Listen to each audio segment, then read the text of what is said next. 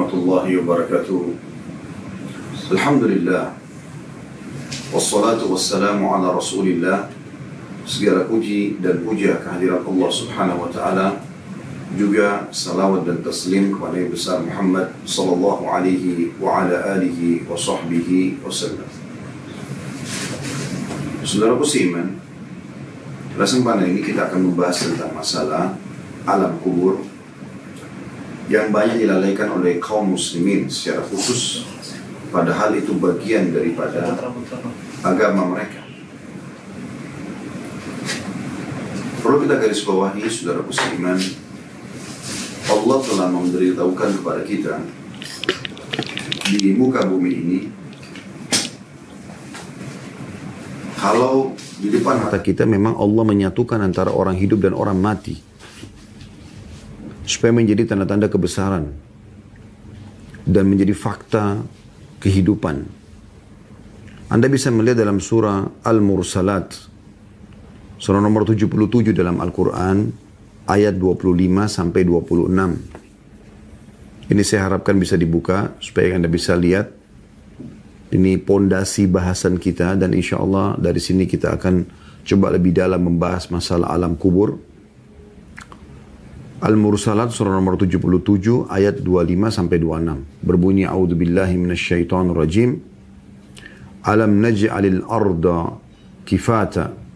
Alam naj'alil arda kifata. Bukankah kami telah menjadikan bumi itu tempat untuk berkumpul? Ayat 26-nya, ahya'an wa amwata, untuk orang yang hidup, juga orang yang sudah meninggal dunia. Artinya, mungkin Anda biasa melewatin kuburan, dari rumah menuju ke kantor, atau dari rumah menuju ke tempat tujuan Anda.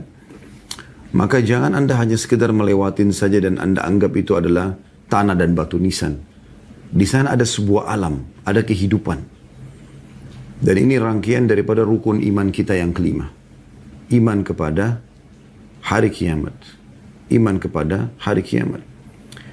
Rangkaiannya adalah kematian, kemudian kuburan, kemudian hari kebangkitan, kemudian surga dan neraka. Ini semua satu paket.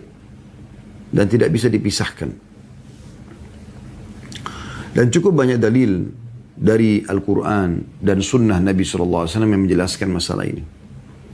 Supaya kita dalam pembukaan tema ini menyadari kalau memang kita akan melalui sebuah proses namanya kematian. Dan itu terjadi pada saat ajal kita sudah datang. Ajal untuk hanya Allah menentukan.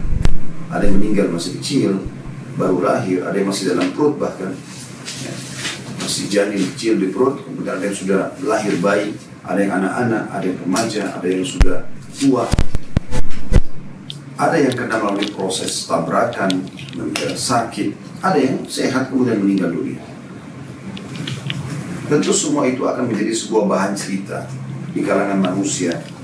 Oh, dia meninggal karena sakit, oh dia meninggal karena tabrakan, oh dia meninggal karena ini dan itu, longsor, banjir dan seterusnya. Tapi pada hakikatnya ajalnya sudah datang. Kalau ajal belum datang, maka di saat itu dia tidak akan meninggal dunia. Apapun yang kira-kira menurut pandangan manusia sebab dia akan mati, tidak akan membuat dia meninggal dunia sebelum ajalnya datang. Allah sudah tentukan semua itu. Dan sehebat apapun Anda menjaga kesehatan, kekuatan, ya, makanan yang sehat, lingkungan yang sehat, udara yang segar, Anda selalu berolahraga menjaga fisik Anda. Pada saat ajal datang, Anda akan wafat. Dan perlu digarisbawahi juga dalam pembukaan materi kita. Mati itu bagi setiap orang muslim adalah awal segalanya. Dan bukan akhir segalanya. Justru di dunia ini kita hanya sementara saja. Mati sebuah pintu yang harus kita laluin agar kita bisa menuju kepada kehidupan abadi yang dikenal dengan kehidupan akhirat. Dan selalu Allah ingatkan, walal akhiratu khairu wa abqa, dan akhirat lebih baik dan lebih kekal. Walal akhiratu khairul laka minal ula, akhirat lebih baik daripada kehidupan awalmu sedunia.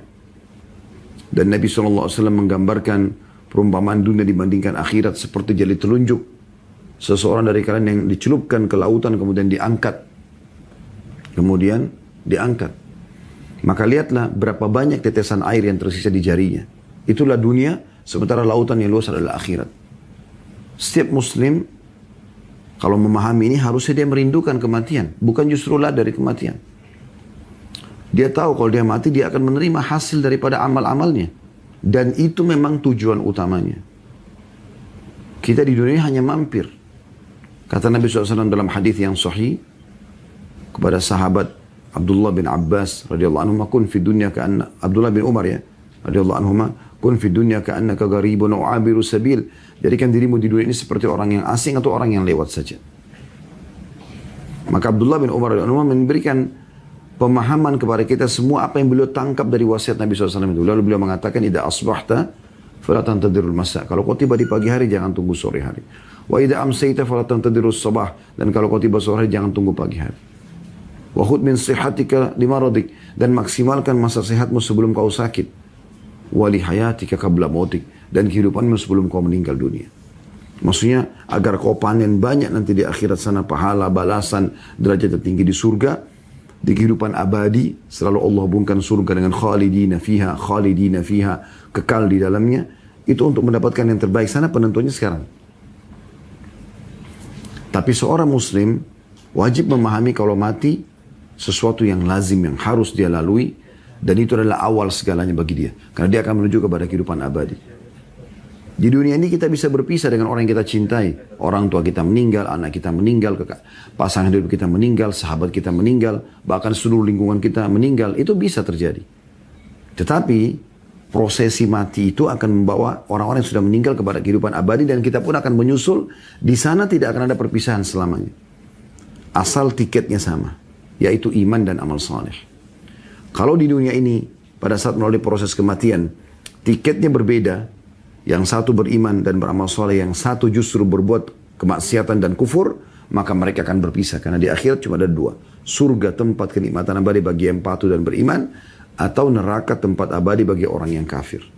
Tapi selama Anda berstatus muslim sama muslim, maka dipastikan Anda akan ketemu di surga nantinya. Ya.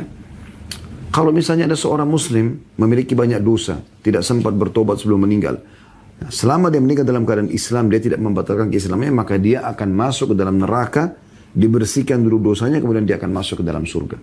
Intinya kita akan ketemu di sana. Bahkan ada hadis Nabi SAW yang berbunyi, tidak ada yang meninggal dalam kondisi bayi kecil, atau meninggal dalam kondisi sangat tua, kecuali nanti akan dibangkitkan dengan umur 33 tahun. Di sana nggak ada lagi masa tua, tidak ada lagi masa anak-anak, nggak ada lagi kematian, nggak ada lagi sakit. Di surga semuanya kehidupan abadi dan kenikmatan. Dan kita semua menuju ke sana. Jadi kalau kita fahami poin ini, tidak perlu ada kesedihan berlebihan dalam masalah wafatnya orang yang kita cintai. Karena mereka sedang menuju kepada Tuhannya dan mendahului kita. Tinggal bagaimana kita yang masih hidup ini menjadikan sebagai bahan muhasabah buat diri kita, agar kita ini ya, pada saat meninggal membawa yang terbaik. Sebagaimana yang kita jelaskan, kiat-kiat terbaik menghadapi alam kubur itu sendiri. Awal alam daripada akhirat. Dan juga kita bagaimana menambah amal-amal saleh buat kerabat dan orang yang kita cintai yang sudah meninggal. Dengan sedekah, dengan memperbanyak istighfar, dan seterusnya. Allah menyebutkan dalam banyak Al-Quran, ayat Al-Quran tentang masalah kematian. Pasti terjadi. Gak mungkin kita luput dari itu. Mau Anda muda, mau Anda tua, mau Anda sehat, mau Anda sakit, mau Anda miskin, mau Anda kaya, mau Anda sudah selesaikan misi dan visi kehidupan Anda dari proyek misalnya bisnis atau jenjang pendidikan atau apa saja, atau Anda belum selesaikan, tetap akan meninggal pada saat ajal datang. Coba kita renungi sama-sama ayat-ayat yang akan saya sebutkan ini. Yang pertama dalam surah Ar-Rahman ayat 26 sampai 27. Di situ Allah SWT tekankan semua akan meninggal dunia. Ya. Yang bunyinya a'udzubillahi minasyaitonirrajim,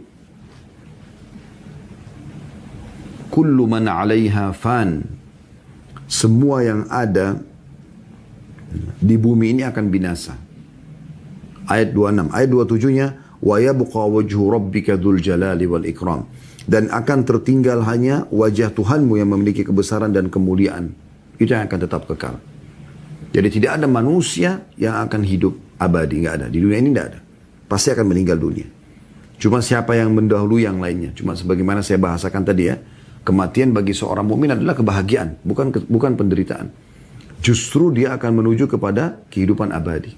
Ibaratnya kita sedang antri sekarang untuk terbang menggunakan pesawat misalnya.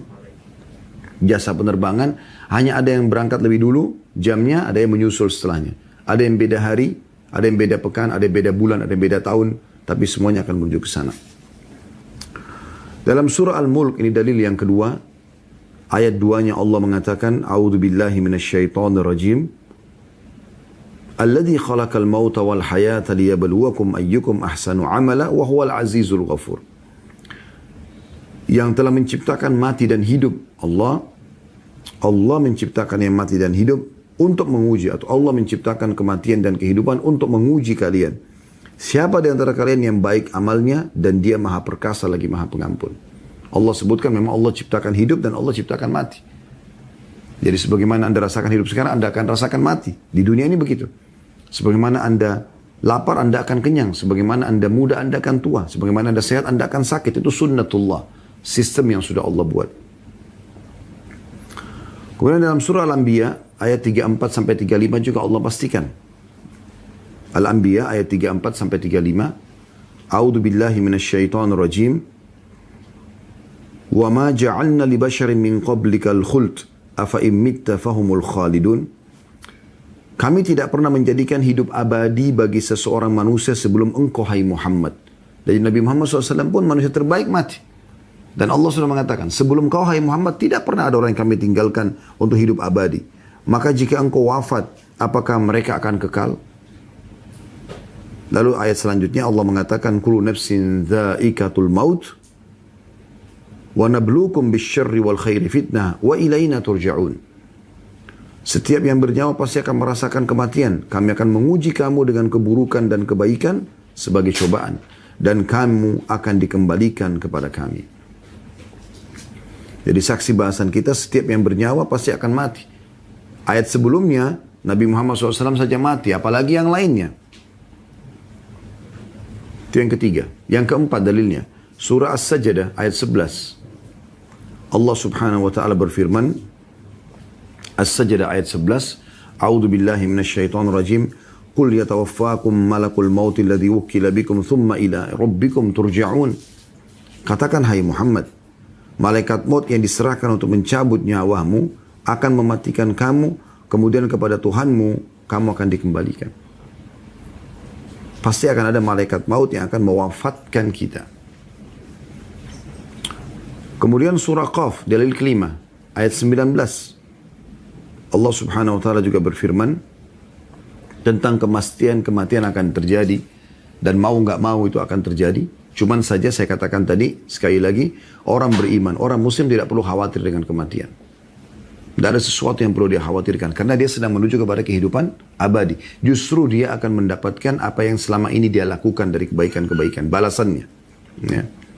Makanya sebagian salafus salih itu, kalau ada di antara mereka yang mau wafat, mau meninggal, maka teman-temannya pada datang mengatakan, selamat, berita gembira buat kamu, selamat. Kok dikatakan orang mau meninggal selamat, berita gembira. Lalu mereka mengatakan, karena sebentar lagi kau akan bertemu dengan Allah, kau akan bertemu dengan Rasulullah SAW, kau akan menerima hasil balasan dari kebaikan-kebaikan yang selama ini kau lakukan. Itu prinsip dasar orang beriman. Kita kembali kepada dalil Al-Quran. Dalil kelima surah Qaf ayat 19. A'udzu billahi minasyaitonir rajim wa ja'at sakratul maut bil haqqi dzalika ma kunta minhu tahid. Dan datanglah sakaratil maut atau proses pencabutan ruh itu dengan sebenar-benarnya, dan itu itulah yang dahulu hendak kamu hindari. Jadi orang yang belum faham tentang konsep agama yang tadi kita sampaikan, kalau kematian adalah justru pintu kebaikan untuk dia menuju kepada kehidupan abadi, dan setiap muslim merindukan kematian karena dia akan menuju kepada kehidupan abadi, dia akan menerima balasan-balasannya, tentu dia akan ketakutan dengan kematian. Tapi kalau orang fahami seperti yang kami sampaikan tadi, maka kita akan persis seperti seorang sahabat Nabi yang bernama Bilal radhiyallahu anhu. Beliau pada saat ditanya tentang kematian, beliau mengatakan marhaban bil maut, selamat datang kematian itu. Dalil yang keenam, Al-Imran 145 yang bunyinya a'udzubillahi minasyaitonir rajim. Wa ma kana li nafsin an tamuta illa bi idnillahi kitaban muajjala wa man yurid thawabad dunya nu'tihi minha wa man yurid thawabal akhirati nu'tihi minha wa sanajzis syakirin. Setiap yang bernyawa tidak akan mati kecuali dengan izin Allah. Artinya mereka akan meninggal dunia. Sebagai ketetapan yang telah ditentukan waktunya. Artinya tidak akan mati sampai ajalnya datang. Yang sudah Allah tentukan. Barang sampai menghendaki pahala dunia. Maksudnya balasan dunia. Tidak mau berpikir akhirat. Maka kami akan berikan dunia itu. Dan barang siapa yang menghendaki pahala akhirat. Mau dapat masuk surga sehingga selama dunia patuh pada Allah. Mengerjakan apa yang Allah perintahkan dari wajib dan sunnah, menikmati yang halal dan meninggalkan apa yang Allah haramkan, maka kami akan memberikan balasan kepada orang-orang yang bersyukur. Artinya orang yang patuh tadi. Saksi bahasan kita jelas di sini. Setiap yang bernyawa pasti akan mati dengan izin Allah. Yang ketujuh, surah Jum'ah ayat 8. Allah Subhanahu wa taala juga berfirman, A'udzu billahi minasyaitonir rajim. Qul innal mauta alladhi tafirruna minhu fa innahu mulaqikum thumma turadduna ila alimil ghaibi wasyahadati fayunabbi'ukum bima kuntum ta'malun. Artinya, katakanlah hai Muhammad, sungguhnya kematian yang kamu lari darinya. Setiap orang selalu berusaha, kalau ditanya mau mati nggak mau. Orang kalau sudah sakit parah ketakutan mau mati. Kata Allah, sungguhnya kematian yang kamu lari daripadanya, ia pasti menemui kamu. Gak mungkin kita luput dari kematian tersebut.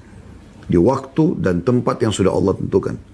Kemudian setelah itu, pada saat kamu setelah wafat, kamu akan dikembalikan kepada Allah yang mengetahui yang gaib dan nyata, lalu dia memberitahukan kepadamu apa yang telah kamu kerjakan. Dalam surah, dalil yang ke-8 surah Al-Munafikun, ayat 11, Allah memastikan tidak akan diterlambatkan kalau ajal seseorang datang. Al-Munafikun ayat 11. A'udzu billahi minasyaitonir rajim wa la yu'akhirallahu nafsan idza jaa ajaluha wallahu khabirum bima ta'malun. Dan Allah tidak akan menunda kematian seseorang apabila waktu kematiannya telah datang, dan Allah Maha teliti apa yang kamu kerjakan. Jadi Allah tidak akan menerlambatkan. Jadi tidak bisa. Kalau waktu itu Allah sudah tentukan, kita akan wafat di saat itu juga. Di tempat itu juga. Siapapun yang berusaha mau menolong kita, maka tidak akan pernah bisa. Ada orang yang lagi jalan tiba-tiba meninggal dunia. Ada orang yang keluar dari rumah tidak niat mau tabrak, tapi dia ditabrak oleh orang lain. Ada orang di rumahnya tenang, tiba-tiba terjadi longsor, banjir, gempa, terjadi semuanya. Dan dia meninggal. Dan subhanallah, yang belum datang ajalnya tidak akan wafat. Anda pernah lihat bagaimana gempa bumi terjadi, longsor terjadi, banjir terjadi. Ada aja yang selamat, walaupun banyak juga yang jadi korban. Ya, yang selamat itu karena ajalnya belum datang. Itu poinnya. Dalil yang ke-9, surah An-Nahl ayat 32. An-Nahl ayat 32 yang bunyinya a'udzubillahi minasyaitonir rajim. Alladzina tatawaffahumul malaikatu tayyibin yaquluna salamun alaikum udkhulul jannata bima kuntum ta'malun. Orang-orang yang ketika diwafatkan oleh para malaikat dalam keadaan baik, beriman, ya. Maka malaikat akan mengatakan kepada mereka, keselamatan buat kalian. Masuklah ke dalam surga karena apa yang telah kalian kerjakan. Selanjutnya yang ke-10 Al-Anfal ayat 50. Allah juga menyebutkan tentang masalah kematian. Al-Anfal ayat 50. A'udzu billahi minasyaitonir rajim. Walau tara idh yatawaffal ladina kafarul malaikatu yadribuna wujuhum adwaram wa dhuqu adzabal hariq. Kalau tadi yang sebelumnya, ya, Allah Subhanahu wa taala sebutkan tentang orang-orang beriman, An-Nahl 32 ya. Bagaimana mereka meninggal dalam keadaan baik, maka para malaikat menyambut mereka dengan kata gembira. Keselamatan buat kalian. Sambil dicabut rohnya, sambil diucapkan selamat ya. Selamat kenapa? Karena akan selamat. Dia akan bahagia. Setelah itu dia akan terima surga. Dia akan terima balasan amal. Dia akan abadi kekal di sana. Ya. Sebaliknya kalau orang kafir, maka surah Al-Anfal ayat 50 menjelaskan, ya, andai saja kata Allah, dari yang sudah saya bacakan ayatnya, sekiranya kamu melihat ketika malaikat mencabut nyawa orang-orang kafir sambil memukul wajah dan punggung mereka, dan dikatakan rasakanlah oleh kalian siksanya neraka yang membakar. Ya. Itu kurang lebih gambaran 10 ayat Al-Quran, ya, dari Al-Quran tentang masalah kematian, ya. Bahwasanya pasti akan seseorang melalui kematian. Tentu masih ada banyak dalil-dalil yang lain, ya. Tapi kita melihat waktu tidak mungkin saya jelaskan semuanya. Maka itu kita cukupkan dengan dalil Al-Quran yang menjelaskan mati itu pasti akan terjadi. Kita kembali kepada hadis Nabi alaihi salatu wassalam tentang masalah kematian cukup banyak. Dan beliau memberikan peringatan-peringatan kepada para sahabat seperti misalnya hadis yang sahih, kafa bil mauti dzakira, cukuplah mati sebagai pemberi peringatan. Kemudian beliau mengatakan tentang masalah menziarahi kubur, ya. Kuntu nahitukum an ziyaratil kuburi fazuruha fa inna tudzakkirul akhirah. Dulu di Mekah saya pernah larang kalian berziarah kubur karena di situ masih sedikit kuburan umat Islam, ya. Setelah hijrah ke Madinah kata Nabi SAW, sekarang saya perintahkan kalian berziarah karena itu akan mengingatkan kalian terhadap akhirat, ya. Dan bagaimana Nabi SAW sendiri melalui proses kematian. Bagaimana sahabat, para nabi-nabi yang lain juga melalui proses kematian. Alaihissalatu wassalam. Bagaimana para sahabat Nabi Ridwanullah alaihim dan orang-orang saleh meninggal juga. Ada yang meninggal mati syahid, ada yang meninggal di atas ranjang, ada yang meninggal sudah tua, ada yang meninggal masih muda. Jadi memang sudah begitu. Itu sunnatullah. Berarti dalil-dalil menjelaskan sekali tentang adanya masalah kematian itu. Baik. Sekarang selanjutnya teman-teman sekalian, tentang masalah setelah kita mati, kita akan di mana? Gitu. Maka ini yang menjadi bahasan kita. Ada yang dikenal dengan alam kubur atau alam barzah. Ya, jadi proses kita adalah alam dunia selama yang kita hidup di sini, kita pindah ke alam kubur atau alam barzah, kemudian kita menuju ke alam akhirat, puncak daripada timbangan amal baik dan amal buruk, lalu surga dan neraka. Jadi alam kubur atau alam barzah ini adalah pintu, ya, utama untuk menuju kepada kehidupan abadi di surga atau di neraka. Tapi teman-teman perlu garis bawah, ya, kalau di kuburan itu kehidupan kuburan penentu. Kalau Anda selamat di situ, maka Anda akan selamat setelahnya. Makanya Utsman bin Affan radhiyallahu anhu pernah menangis terisak-isak pada saat membaca ayat tentang kuburan, dan beliau melihat liang lahat sambil menangis gitu. Lalu ditanya oleh sebagian orang, kenapa Anda? Ada apa dengan Anda wahai Utsman? Lalu Utsman mengatakan, saya mengingat kuburan maka saya takut, saya khawatir gitu. Lalu orang-orang sekitarnya mengatakan, apakah Anda takut? Wa anta, maksudnya kamu ini siapa? Kamu anak mantu. Jadi makna kalimat mereka ini, engkau adalah anak mantu Rasulullah SAW. Engkau sudah dijamin surga oleh Nabi SAW. Berjuang dengan Nabi, banyak bersedekah. Menjadi khalifah muslimin, banyak keputusannya dijalankan oleh kaum muslimin. Berapa banyak pahala yang Anda dapatkan? Apa kata Utsman? Ketahuilah, ya, ini adalah awal kehidupan akhirat. Siapa yang selamat di sini, maka dia akan selamat di sana. Dalam athar yang lain beliau mengatakan, Rasulullah SAW menjamin bagiku surga, tapi belum menjamin bagiku kuburan. Gitu kan? Maka seorang mukmin mengetahui di sana ada kehidupan. Dan banyak sekali dalil yang akan menyampaikan masalah atau kita sampaikan berhubungan dengan masalah ini. Ya. Jadi jangan Anda lihat ya, kuburan itu cuma liang lahat, cuma guntukan tanah dan batu nisan, tapi di dalam situ ada alam, ada kehidupan. Ya. Anda kalau pernah sholat jenazah, di 4 kali takbir. Takbir pertama Anda baca Al-Fatihah tanpa iftitah dan tanpa surah. Takbir kedua Anda baca salawat yang Anda baca dalam tahiyat, ya. Allahumma salli ala Muhammadin wa ala ali Muhammadin kama sallaita ala Ibrahim wa ala ali Ibrahim innaka Hamidum Majid sampai akhir. Takbir yang ketiga Anda mendoakan mayit. Ya. Dan takbir keempat Anda mendoakan diri Anda atau Anda salam. Nanti di doa di takbir ketiga ini apa yang Anda baca? Salah satunya, ya, Allahumma rzuqhu daran khairan min darihi. Ya Allah, karuniakan dia rumah atau tempat tinggal lebih baik daripada tempat tinggalnya di dunia. Berarti kan ada kehidupan di sana. Wa ahlan khairan min ahlihi, dan keluarganya lebih baik daripada keluarganya di dunia. Karena dia akan ditemani oleh amal soleh yang nanti akan kita jelaskan, ya. Dia akan ditemani oleh amal solehnya yang menjadi seperti keluarganya di kuburan itu atau di alam barzah. Wa jaran khairan min jiranihi, wa jaran khairan min jiranihi, dan tetangga lebih baik daripada tetangganya. Ini bukti nyata. Begitu juga Anda kalau ziarah kubur, apa yang Anda baca? Assalamualaikum dara qaumin mu'minin. Keselamatan untuk kan wahai penghuni negeri orang-orang beriman. Gitu kan? Jadi di sana ada kehidupan. Begitu pula di sana di kuburan itu keadaannya cuma 2. Tidak ada lagi yang ketiga. menjadi taman dari taman surga atau lubang dari lubang neraka.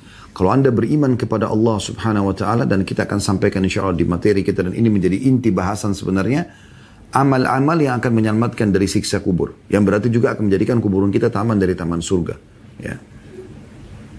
Kalau Anda beriman dan beramal saleh, maka akan jadi taman dari taman surga. Kalau Anda kafir kepada Allah, maka pastikan akan menjadi lubang dari lubang neraka dan siksaan. Tidak cukup di situ, pada saat Anda dibangkitkan nanti hari kiamat, ditambah lagi siksaan yang lebih berat di neraka nanti. Wa na'udzubillah. Ya. Di antara dalilnya juga adalah hadis yang sahih diriwayatkan oleh An-Nasa'i dari Masruq rahimahullah, seorang tabi'in, berkata dari Ummul Mukminin Aisyah radhiyallahu anha, beliau berkata dakhalat yahudiyatun 'alaiha, dari Aisyah, atau kejadian yang terjadi pada Ummu Aisyah. Masruq mengatakan dakhalat yahudiyatun 'alaiha fastauhabatha syai'a. Telah masuk seorang wanita Yahudi kepada Ummul Mukminin Aisyah radhiyallahu anha, lalu dia minta sesuatu, ya. Fa wahabat laha Aisyah, maka Aisyah memberikan kepada orang wanita Yahudi tersebut apa yang dia minta. Dan ini berarti pelajaran, kita boleh berbagi dengan orang-orang kafir, ya. Bukan berarti kafir lalu kita benci. Yang kita benci perbuatan seseorang, kekafirannya, maka itu kita obati, kita coba nasihatin, dakwahi, doakan supaya dia tinggalkan keburukan dia. Sama dengan orang berzina, orang mencuri, yang kita benci perbuatannya bukan fisiknya. Kita berharap memperbaiki perbuatan yang keliru itu. Makanya Aisyah radhiyallahu anha memberikan wanita Yahudi ini apa yang dia minta. Qalat ajarakallahu min adzabil qabr. Lalu si Yahudi, perempuan Yahudi itu mendoakan, mengatakan semoga Allah selamatkan engkau dari siksa neraka, maksudnya dengan siksa kubur, karena engkau telah memberikan kepadaku apa yang aku inginkan ini. Qalat Aisyah fa waqa'a fi nafsi min dzalika. Maka Aisyah mengatakan, aku ragu dengan apa yang dibahasakan oleh perempuan ini, ya. Bimbang dengan apa yang dibahasakan ini, mengganjal gitu, ya. Hatta ja'a Rasulullah sallallahu alaihi wasallam fa dzakartu dzalika lahu. Sampai Rasulullah SAW masuk ke rumahku, bertemu, lalu kemudian aku ceritakan apa yang terjadi itu. Faqala, maka Nabi SAW mengatakan, innahum la yu'adzabuna fi kuburim adzaban tasma'uhul bahaim. Ketahuilah bahwasanya mereka, orang-orang kafir, akan disiksa di alam kubur mereka dengan azab yang dapat didengar oleh hewan-hewan ternak. Berarti menandakan kuburan itu bisa menjadi lubang dari lubang neraka. Ya. Nanti kita jelaskan dalil juga yang lain, ya. Juga riwayat Ibnu Abbas radhiyallahu anhuma tentang adanya memang kehidupan di kuburan, dan ini dari hadis Nabi SAW, ya. Anna Nabi SAW kana yu'allimuhum hadha ad-du'a kama yu'allimuhum as-suratu minal Qur'an. Bahwasanya Nabi SAW selalu menekankan sahabatnya untuk mengajarkan dan menekankan agar mereka menghafal dan mengamalkan doa ini sebagaimana mereka diajarkan Al-Quran. Bayangkan saking pentingnya doa ini sampai, ya, seperti kedudukannya belajar Al-Quran, ya. Atau Nabi SAW peduli seperti pedulinya mengajarkan Al-Quran kepada mereka.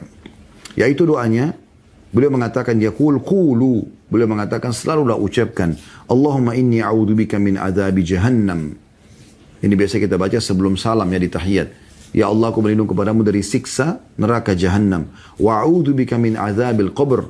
Dan aku berlindung kepadamu dari siksa kubur. Wa a'udzubika min fitnatil masihid dajjal. Dan aku berlindung kepadamu dari fitnahnya masihid dajjal.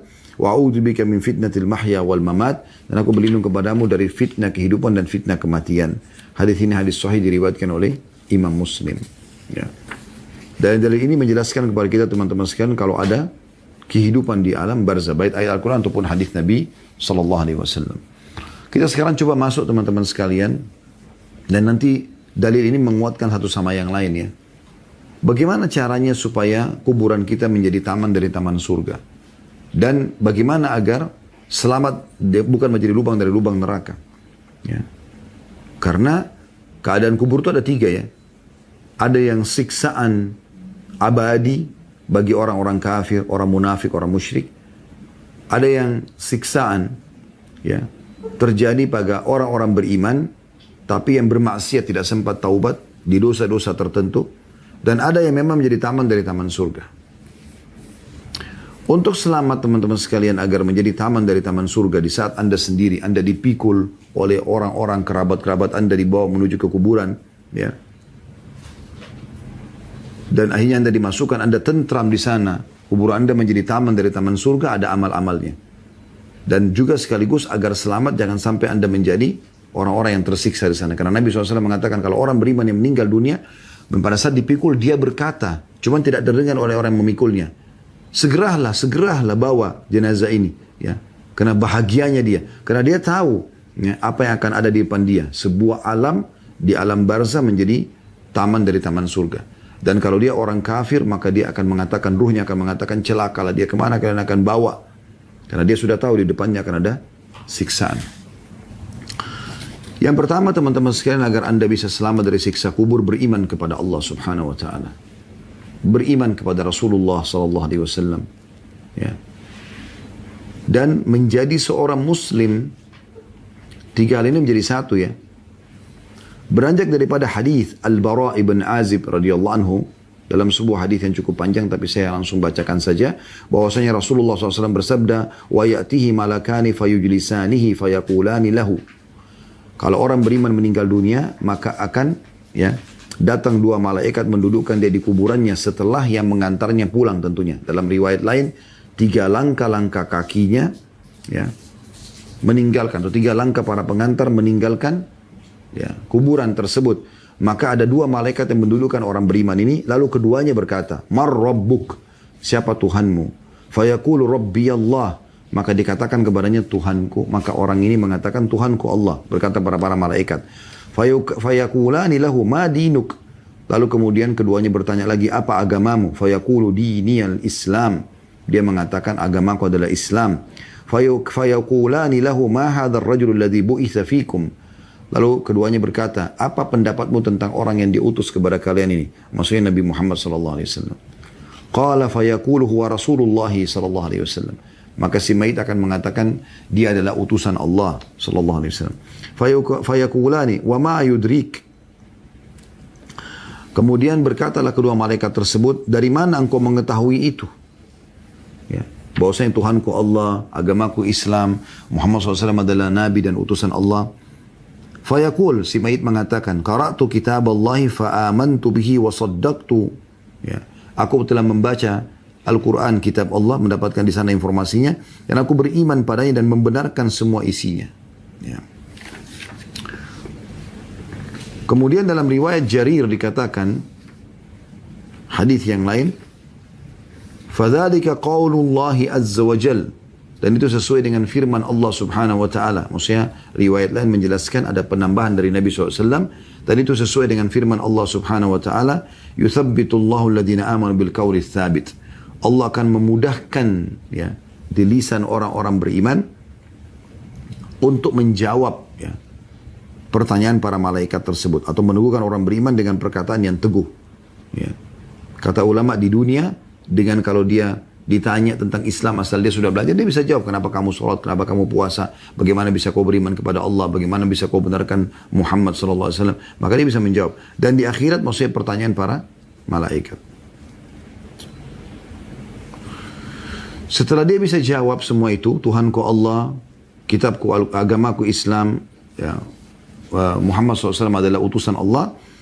Qala fayunadi munadi minas sama, kemudian terdengarlah suara seruan dari langit, an sadaqa abdi, bahwasanya hambaku ini telah benar. Fa'afrishuhu minal jannah, maka bentangkan hamparan dari surga untuknya. Ya.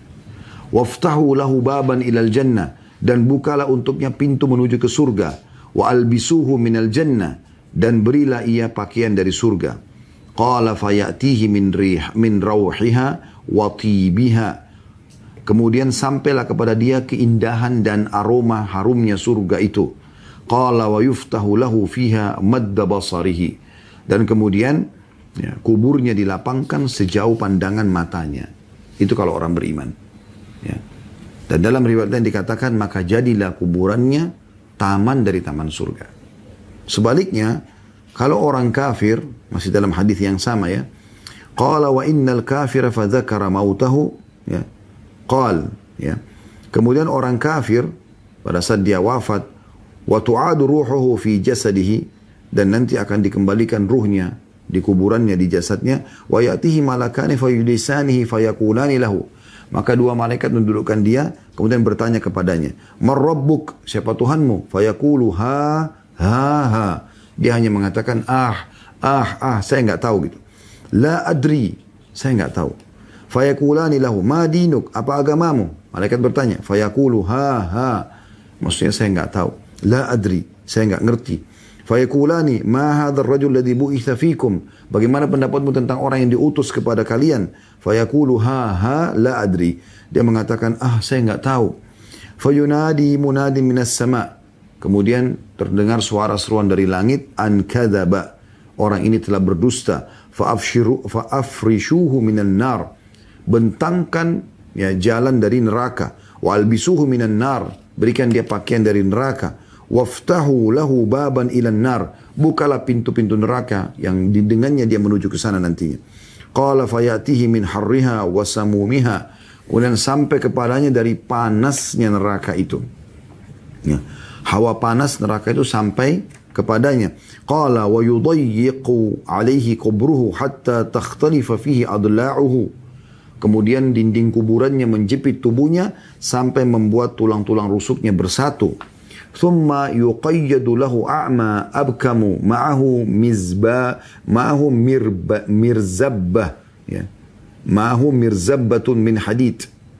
Ma'ahu mirzabbatun min hadid. Lalu kemudian diutus kepadanya malaikat atau seorang laki-laki, ya, malaikat yang buta dan bisu yang membawa palu godam besi di tangannya. Sebuah besi yang sangat keras gitu.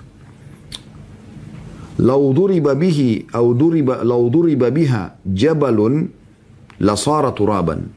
Kalau seandainya mirzabba tadi min hadid, palu logam besi itu dihantamkan ke gunung, maka akan hancur gunung itu, akan menjadi seperti butiran tanah atau pasir. Qala fayadribuhu biha darbatan yasma'uha ma bainal masyriqi wal maghrib illa thaqalaini fayasiru turaban. Lalu kemudian dipukulkan kepada si mayit ini, wa na'udzubillah, dan pukulan satu kali itu semua yang di timur dan barat mendengarkan kerasnya pukulan tersebut kecuali jin dan manusia. Allah masih tutup kuping mereka, mereka tidak bisa dengaran pukulan tersebut. Qala thumma tu'adu fihi ruh. Kemudian dihidupkan kembali lagi. Ya, setelah dihancur dihidupkan lagi kembali. Ya, maksudnya dikembalikan lagi padanya ruhnya, gitu kan? Karena dipukul, dia tidak mati, karena mati cuma satu kali. Tapi hancur jasadnya. Ruhnya terlepas. Diciptakan kembali jasadnya, dimasukkan lagi ruhnya, disiksa lagi. Begitu terus sampai hari kiamat. Dan hadis ini hadis sahih diriwayatkan oleh Imam Ahmad. Dari hadis ini kita bisa lihat bagaimana ya, kejadian di dalam kubur tersebut. Akan ada pertanyaan malaikat. Dan juga akan ada orang-orang yang menjawabnya dari orang beriman. Dan ada juga orang-orang kafir yang tidak bisa menjawabnya, ya. Dan cukup banyak hadis yang berhubungan dengan masalah ini, beragam ya riwayat-riwayatnya. Karena melihat waktu tidak mungkin saya jelaskan semua karena riwayatnya cukup panjang, ya. Tapi insya Allah cukup banyak materi kami tentang masalah alam kubur, alam barzah, mahsyar, ya, kuburan dan neraka. Ini semua sudah ada di YouTube, Anda bisa lihat insya Allah.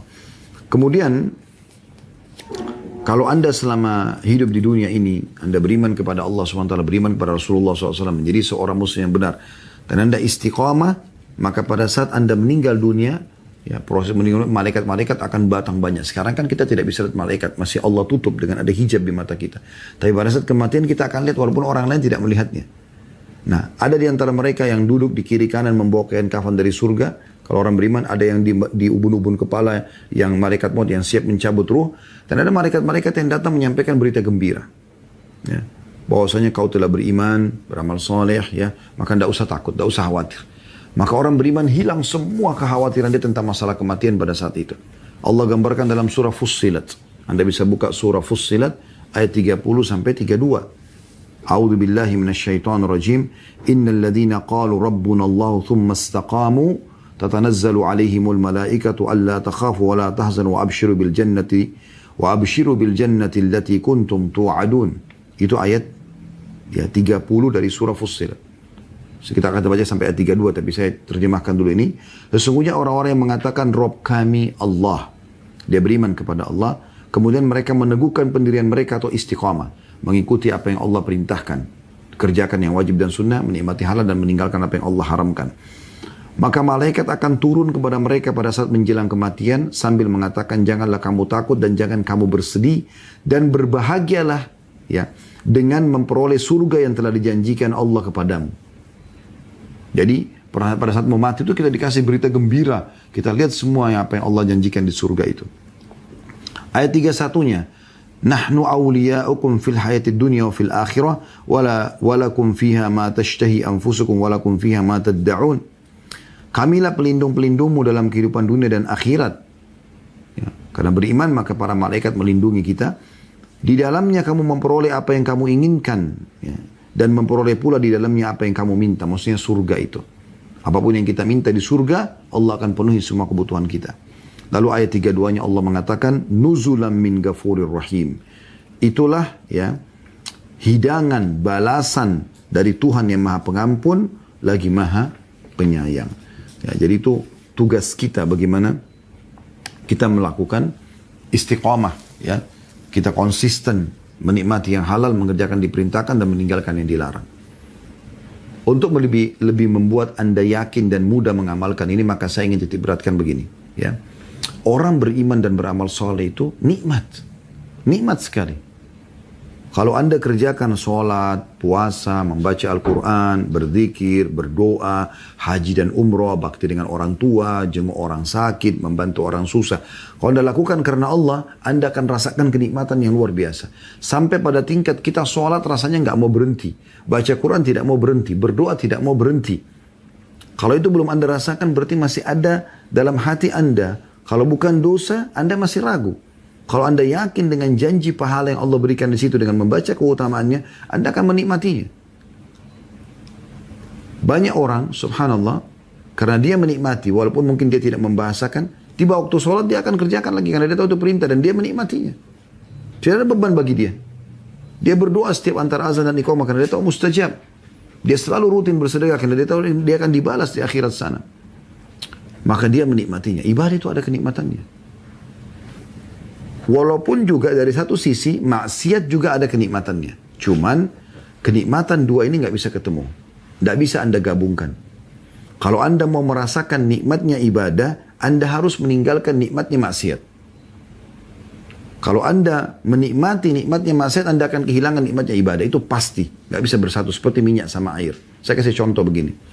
Kalau seandainya ada orang yang komitmen sholat, azan sholat, selalu awal waktu, dan dia komitmen mengejar keutamaannya, melangkah ke masjid pahala, sholat berjamaah pahala, begitu khususnya pengampunan dosa, bacaan yang dia baca dari zikir dan doa itu semua pahala, ya semua itu pahala, dia kejar itu, dan dia sudah nikmatin, sehingga dia tunggu lagi sholat setelahnya, kayak tadi kita sholat duhur, nunggu lagi sholat asar nantinya.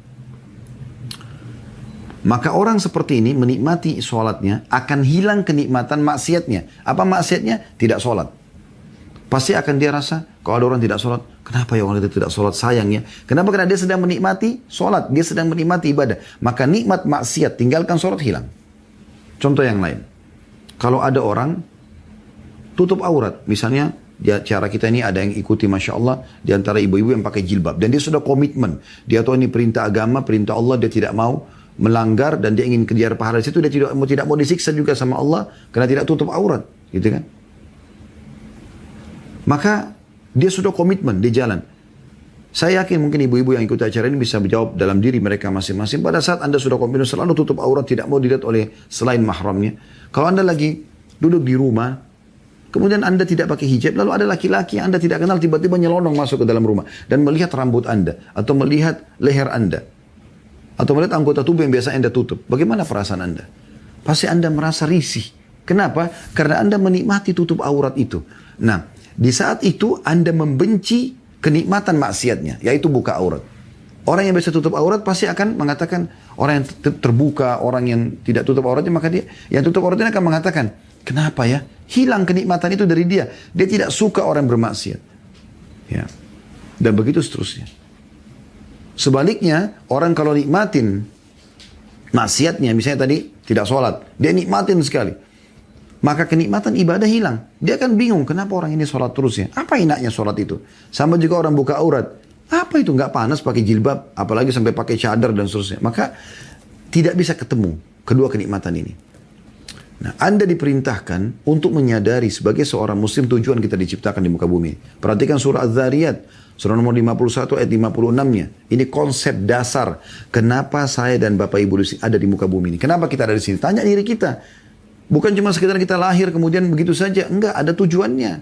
Az-Zariyat surah nomor 51 ayat 56. A'udzubillahi minasyaitonirrajim wa ma khalaqtul jinna wal insa illa liya'budun. Aku enggak ciptakan jin dan manusia kecuali untuk beribadah kepadaku. Memang tujuan kita diciptakan di sini untuk sholat, untuk puasa, untuk ngaji, untuk sedekah, untuk bakti sama orang tua. Emang begitu. Untuk bertukar kata yang baik, membantu orang susah. Memang itu tujuan kita hidup. Dan kita dilarang untuk melanggar. Tidak boleh zina, tidak boleh riba, tidak boleh gunjing, tidak boleh fitnah, tidak boleh segala macam.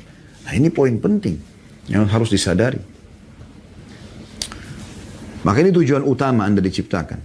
Dan perhatikan baik-baik hadis Nabi SAW dari hadis Anas radhiyallahu anhu. Pentingnya Anda kita pindah ke poin kedua ya. Setelah beriman kepada Allah, beriman kepada ya Nabi Muhammad SAW, menjadi seorang muslim yang benar ya. Ini satu rangkaian, kiat pertama selamat dari siksa kubur. Maka yang kedua adalah Anda sibuk dengan amal-amal soleh. Ini kiat yang kedua. Jangan luput dari Anda. Kerjakan semua amal soleh. Dan nikmati amal soleh itu. Bagaimana caranya supaya rajin mau berbuat amal soleh? Sederhana. Anda baca janji Allah di amal soleh itu. Kalau bahasa ceramah biasa fadilah. Anda biasa dengar di pengajian. Fadilah solat sunnah. Fadilah solat berjamaah. Fadilah puasa. Fadilah sedekah. Fadilah bakti sama orang tua. Itu janji Allah. Itu pasti terjadi. Anda baca itu, Anda akan termotivasi mengerjakan.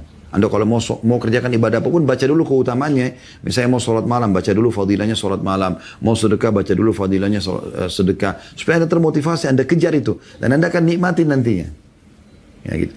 Sebagaimana juga Anda kalau masih melakukan kemaksiatan, bagaimana caranya meninggalkan? Anda baca ancaman Allah di dosa itu. Kalau orang zina, kalau orang bohong, kalau orang riba, kalau orang mencuri, orang memfitnah, apa siksanya? Nah itu Anda akan tinggalkan dengan sendirinya. Itu konsep dasarnya. Maka mulai sekarang teman-teman sekalian, kembali kepada tujuan utama kita diciptakan Allah beribadah. Dan ketahuilah, ibadah yang kita kerjakan itu dikenal dengan, atau akan diberikan balasan pahala. Itu yang akan menemani kita di kuburan nanti. Sibuk dengan amal-amal soleh ini. Perhatikan hadisnya, hadis Anas radhiyallahu anhu. Bahwasanya beliau berkata, Rasulullah SAW bersabda, yatba'ul mayyita thalatha. Akan ikut mengantar jenazah 3 ke kuburannya. Fayarji'u thnani wa yabqa ma'ahu wahid. 2 akan pulang, 1 tinggal bersamanya. Jadi 3 yang antar mayit ke kuburan, ya. 2 akan pulang, tidak tinggal di kuburan, 1 akan tinggal bersamanya. Yatba'uhu ahluhu wa maluhu wa amaluh. Yang ikut 3 ini adalah keluarganya, hartanya dan amalnya. Fayarju ahluhu wa maluhu wa yabqa amaluhu. Dan ketahuilah keluarganya sama hartanya akan pulang, sementara yang tinggal bersamanya amalnya. Secinta-cintanya, hadis ini hadis sahih diriwayatkan oleh Bukhari Muslim ya. Secinta-cintanya seorang suami pada istrinya, istri pada suaminya, orang tua pada anak, anak pada orang tua, sahabat pada sahabatnya, tidak akan pernah tinggal menginap di kuburan. Mustahil. Dia akan tunggu di situ setelah dimakamkan mungkin sejam. Mungkin sejam juga sudah lama. Dia berdoa, dia mungkin menyebut-nyebut kebaikannya mayit. Mungkin. Ya. Setelah itu dia akan pulang. Istri kita bisa menikah sama orang lain, suami bisa menikah sama orang lain, anak-anak sibuk dengan kegiatannya, sahabat kita sibuk dengan kegiatannya. Emang sudah begitu. Nabi SAW sudah bilang, keluarga akan pulang. Teman-temannya semua akan pulang. Hartanya, mobil Ferrari, mobil Arfat, semewah apapun mobil Anda parkir paling jauh di pagar kuburan. Tidak akan masuk ke dalam. Setelah itu akan pulang. Ya, akan pulang semua. Dibagi warisan. Yang tinggal apa? Yang selama ini Anda selalu lalaikan. Amal Anda, sholatnya, puasanya, sedekahnya, baca Qur'annya, zikirnya, ini semua yang dilupakan. Nah ini yang perlu digarisbawahi. Maka kiat yang kedua teman-teman, perbanyak amal saleh. Seluruh amal saleh. Dan amal soleh ini dalam kuburan akan berbentuk seperti rupa orang yang sangat tampan, bersih, wangi. Dijelaskan dalam sebuah hadis riwayatkan Imam Ahmad, yang hadis ini hadis sahih. Ya. Kata Nabi SAW, wa ya'tihi rajulun hasanul wajh, hasanul thiyab, tayyibur rih. Kalau orang beriman tadi sudah ditanya pertanyaan oleh malaikat, dia sudah jawab semuanya, ya, maka akan datang di sebelahnya seseorang yang sangat tampan, ya, hasunal wajh, hasunat thiyab, bajunya sangat bagus, tayyibur rih, wangi sekali, ya. Fayaqul, orang itu lalu berbicara sama dia di kuburannya. Abshir billadhi yasurruk. Terimalah berita gembira, berbahagialah kamu ya dengan apa yang akan kamu dapatkan. Berbahagialah dengan apa yang akan membahagiakanmu. Hadza yaumuk, inilah hari kebahagiaanmu. Hadza yaumul ladzi kunta tu'ad. Inilah hari yang telah kau dijanjikan. Ya. Hari untuk menerima balasan amal-amal. Ya. Fayaqulu lahu man ant. Maka si mayit bertanya kepada orang itu, siapa kamu ini? Fawajhuka al-wajhul yaji'u bil khair. Sungguh wajahmu betul-betul wajah yang membawa kebaikan. Menggembirakan sekali, ngelihatnya itu nyaman gitu. Fayaqulu ana amaluka salih. Maka orang itu berkata, aku adalah amal solehmu. Fayaqul, ya, maka si mayit mengatakan, Rabbi aqimis sa'ah hatta arji' ila ahli wa mali. Maka orang itu pun mengatakan, wahai Rabbku, segerakanlah hari kiamat agar aku segera berkumpul lagi dengan keluarga dan hartaku. Artinya, dia akan ketemu lagi sama keluarga-keluarganya yang sudah yang masih hidup dan juga meninggal. Nanti di akhirat kan ketemu. Yang penting sudah beriman dan beramal soleh. Dan juga harta yang selama ini dia sedekahkan, ya, bentuk pahala, dia akan terima nantinya. Dan amal soleh yang penting sekali di antara seluruh amal soleh tentunya ya adalah zikrullah, berzikir kepada Allah dengan benar. Kata Mu'adz bin Jabal radhiyallahu anhu, ma amila adamiyyun amalan anjalahu min adzabil qabr min zikrillah. Tidak ada amal yang dikerjakan oleh seorang anak Adam ya, yang paling bisa menyelamatkan dari siksa kubur dibandingkan zikrullah. Hadis ini diriwayatkan Malik, Tirmidzi dan Ibnu Majah dengan sanad yang sahih. Begitu juga teman-teman sekalian dengan seluruh amal-amal soleh yang lain. Tadi jangan lupa doa ya, agar diselamatkan dari azab kubur ya. Kemudian jaga sholat Anda, jaga puasa Anda, jaga zakat Anda. Sebarkan, lakukan semua kebaikan yang agama perintahkan. Karena memang semua yang diperintahkan agama ini baik. Yang dilarang semuanya buruk ya. Disuruh jujur, amanah, tanggung jawab, bakti sama orang tua, bersedekah, semua baik-baik. Yang dilarang memukul, menggunjing, memfitnah, semua dilarang yang tidak baik. Perhatikan hadis yang menggabungkan semua itu. Hadis Abu Hurairah radhiyallahu anhu bahwasanya Nabi SAW bersabda, innal mayta idza wudi'a fi qabrihi innahu yasma'u khafqa ni'alihim hina yuwalluna anhu. Sesungguhnya mayit itu pada saat diletakkan di kuburan, maka dia mendengar suara trompa sendal orang-orang yang mengantar sampai mereka meninggalkan kuburan. Fa in kana mu'minan, kalau dia orang beriman, kanatis salatu 'inda ra'sihi. Kanatis salatu 'inda ra'sihi. Kalau dia orang beriman, maka salat akan ada di bagian kepalanya. Wa kana as-siyamu 'an yaminihi, dan puasa ada di sebelah kanannya. Wa kanatiz zakatu 'an shimalihi, dan zakat ada di sebelah kirinya. Wa kana fi'lul khairati minas sadaqati was silati wal ma'rufi wal ihsani ila nasi 'inda rijlaihi. Dan perbuatan-perbuatan baik yang lain seperti sedekah, silaturahim, ya, perbuatan-perbuatan yang baik, menyuruh orang pada kebaikan, ya, membantu orang lain, ada di bagian kakinya. Jadi di kepalanya itu adalah ya sholatnya, di sebelah kanannya puasanya, sebelah kirinya adalah zakatnya, dan di bagian kakinya semua amal-amal saleh yang lain. Fayu'ta min kibali ra'sihi, kemudian dia didatangi dari bagian kepalanya, ya. Fatakulu, maksudnya para malaikat, fatakulu as-salah, maka salat akan menjawab, ma kibali madkhal, enggak ada tempat untuk masuk dari sisiku. Kalau mau disiksa orang ini enggak ada tempatnya, enggak bisa.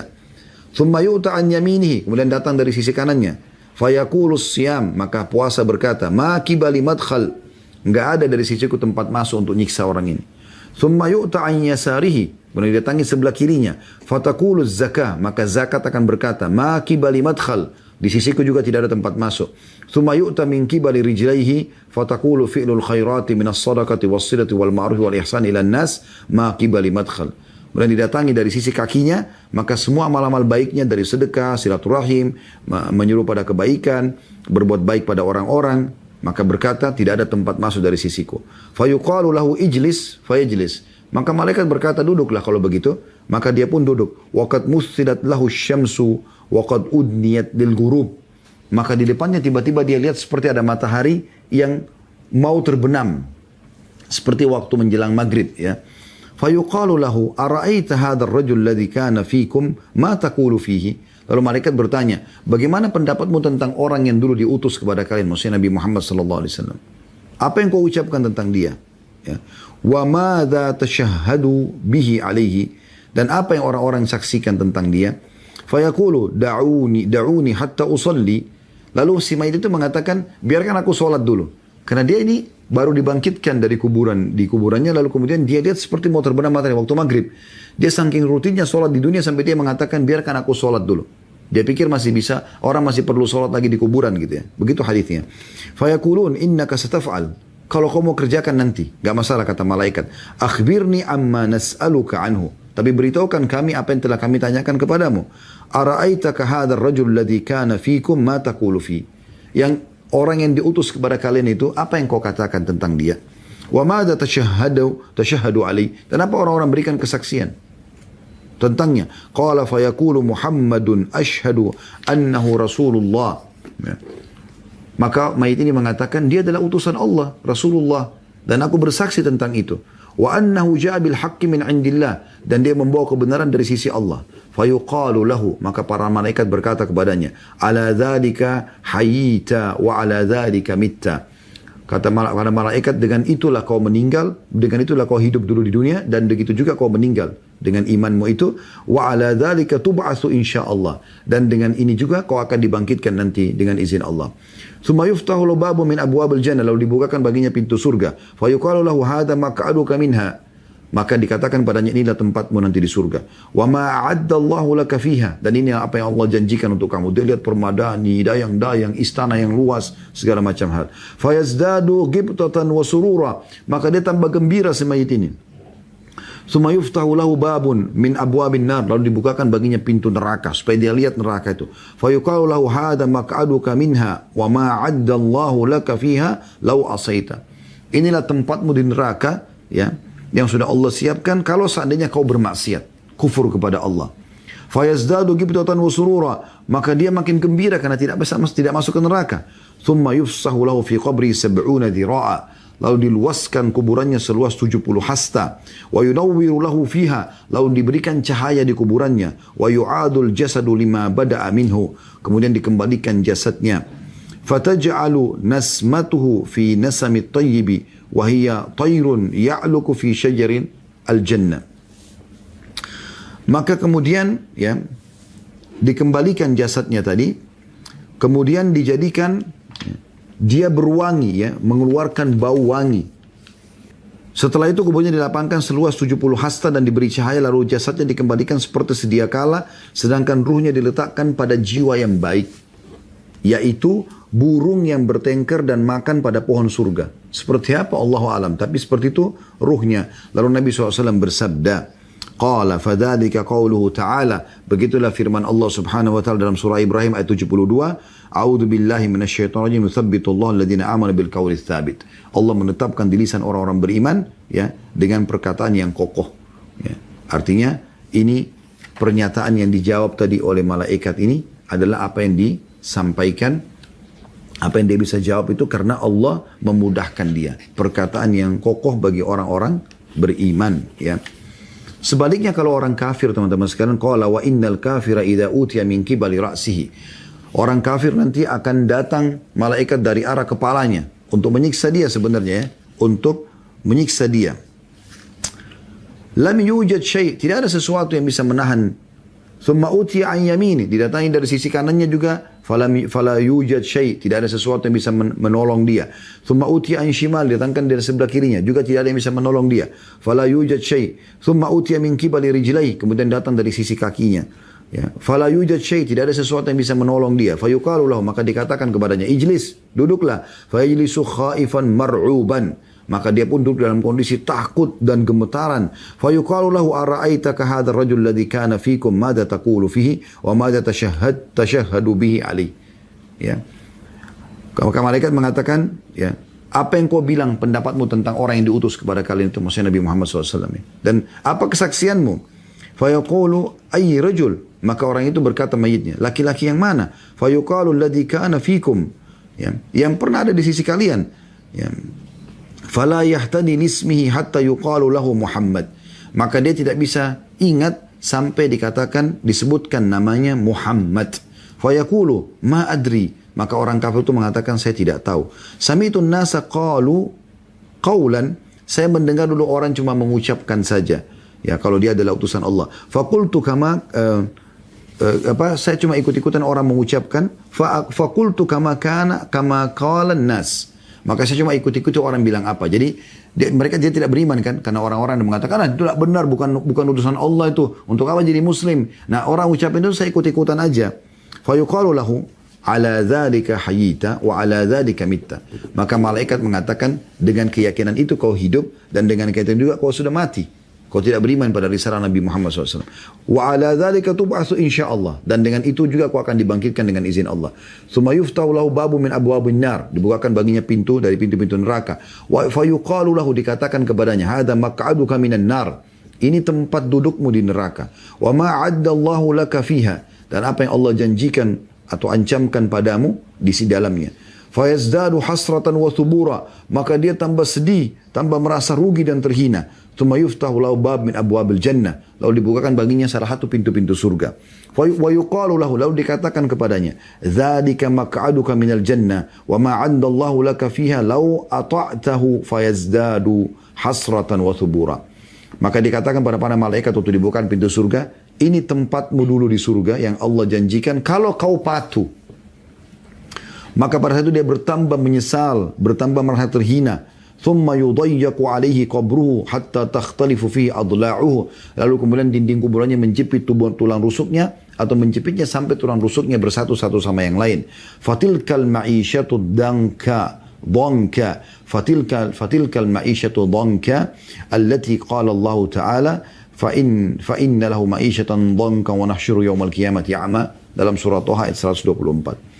Maka kata Nabi SAW, itulah kehidupan yang susah, yang sempit, yang Allah gambarkan dalam surah Thaha ayat 124. Baginya penghidupan yang sempit, dan kami akan menghimpunnya pada hari kiamat dalam keadaan buta.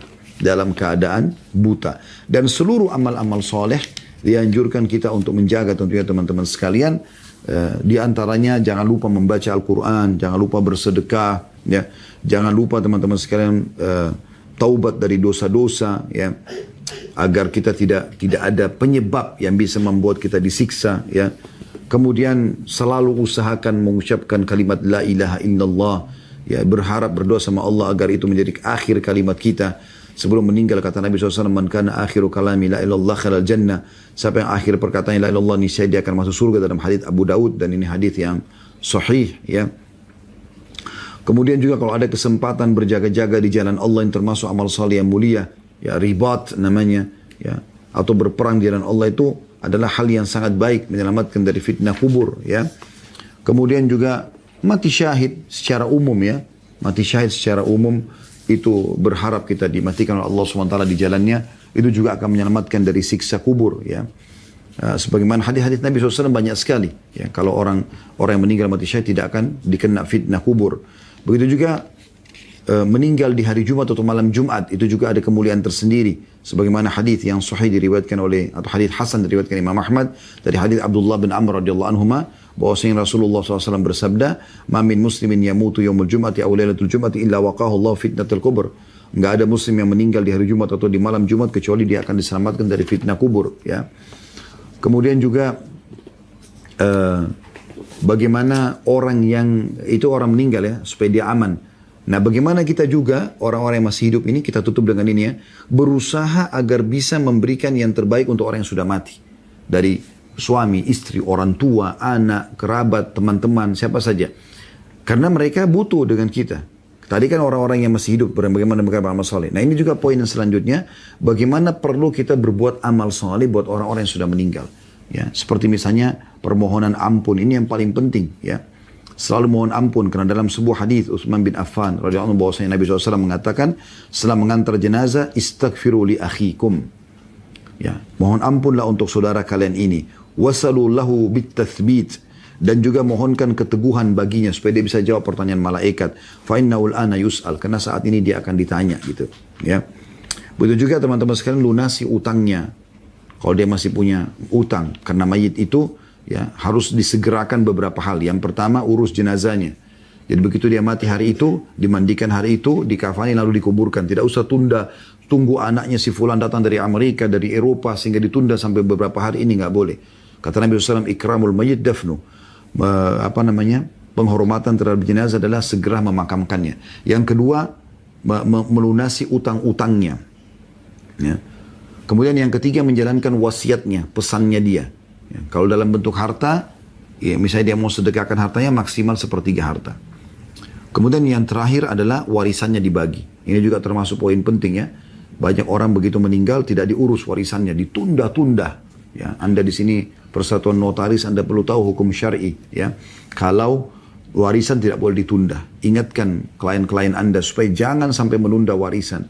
Jadi walaupun di hari pertama meninggal mayit kemudian sudah dibicarakan warisan ahli waris, itu bukan tamak terhadap harta. Memang hukum syar'inya begitu. Karena kalau tidak ditunda-tunda, hanya karena menunggu harga yang lebih mahal untuk rumah, untuk tanah, untuk ini, untuk itu, akhirnya ditunda sampai setahun, 2 tahun, bahkan ada yang sampai sekian tahun, pemilik hak menerima waris dari anak ada yang meninggal. Ya. Bahkan sampai cucu dan cicit pun belum dibagi-bagi warisan tersebut. Ini semua kezaliman dan tidak boleh. Nah, melunasi utang salah satu bagian hal yang perlu digarisbawahi. Bahkan Nabi SAW tidak mau mensolati kalau ada jenazah yang masih punya utang. Sampai ada yang menjaminnya. Pernah ada jenazah dia bawa ke hadapan Nabi SAW. Kemudian ya, beliau bertanya, apakah dia punya utang? Maka berkatalah mereka, iya ya Rasulullah, ada 2 dirham atau 2 dinar gitu. Ya. Beliau mengatakan ya, 2, atau dalam riwayat dikatakan 2 dinar gitu kan. Maka Nabi SAW mengatakan, solatit saudara kalian ini. Maka ada seseorang mengatakan, ya, kalau gitu biar saya yang jamin. Saya yang bayar utangnya itu. Barulah Nabi SAW mensolatinya. Itu karena pentingnya membayar utang. Ya, itu penting sekali. Ini jangan sampai luput teman-teman sekalian. Karena ini hal yang bisa menyelamatkan kita dari siksa kubur. Dan juga menyelamatkan orang-orang yang sudah meninggal sebelum kita. Ya. Kemudian juga perlu digarisbawahi teman-teman sekalian ya. Jangan diratapi. Ratapi itu maksudnya menangis sampai pukul-pukul badan, ya, tarik jambak-jambak rambut, ini nggak boleh. Kita harus tahu orang yang sudah meninggal sedang menuju kepada Tuhannya dan itu yang terbaik buat dia. Nggak ada kesedihan berlebihan dalam masalah ini. Makanya takziah dalam Islam cuma 3 hari. Kita datang menyabarkan orang yang sedang sedih saja. Kalau orang tua kalian, anak kalian, suami kalian, istri kalian, sahabat kalian ini, atasan kalian, atau bawahan kalian ini sedang menuju kepada yang terbaik dari Tuhannya. Karena dia sedang menuju ke akhirat. Yang penting meninggal dalam keadaan Islam. Makanya Allah SWT mengatakan, dan ini kata kunci penutupnya ya, wala tamutunna illa wa antum muslimun, dan jangan kalian meninggal kecuali dalam keadaan Islam. Ya, kalau ada orang yang sengaja malah titip pesan, kalau saya meninggal tangisi saya misalnya dan seperti itu, ini bahaya, bisa menjadi penyebab dia disiksa. Sesuai dengan hadis Nabi SAW, hadis ya Umar radhiyallahu anhu, beliau mengatakan bahwasanya Nabi SAW bersabda, al-mayyitu yu'adzabu bi bukai ahlihi wa alaihi, bi bukai ahlihi alaihi. Mayit itu diazab karena tangisan keluarganya atasnya, gitu kan. Dalam riwayat ini, riwayat yang lain, Rasulullah SAW bersabda, man niha alaihi fa inna yu'adzabu bima niha alaihi yaumal qiyamah. Siapa yang diratapi maka dia akan diazab karena ratapan tersebut pada hari kiamat. Hadis ini diriwayatkan oleh Bukhari dan Muslim. Artinya kalau ada orang sengaja bilang, kalau saya mati nanti ya nangisi saya ya, kalau perlu buat acara sekian dan sekian lama, itu semua berbahaya sekali. Ya, itu berbahaya sekali. Karena itu akan menjadi penyebab dia disiksa nanti. Ya. Tapi kalau ada orang meninggal, dia tidak pernah minta apa-apa, lalu kemudian keluarganya lakukan, maka keluarganya melakukan pelanggaran. Kalau begitu, setelah kita tidak boleh menangis. Boleh menangis, tapi menangisnya bukan berlebih-lebihan. Bukan berlebih-lebihan. Ya.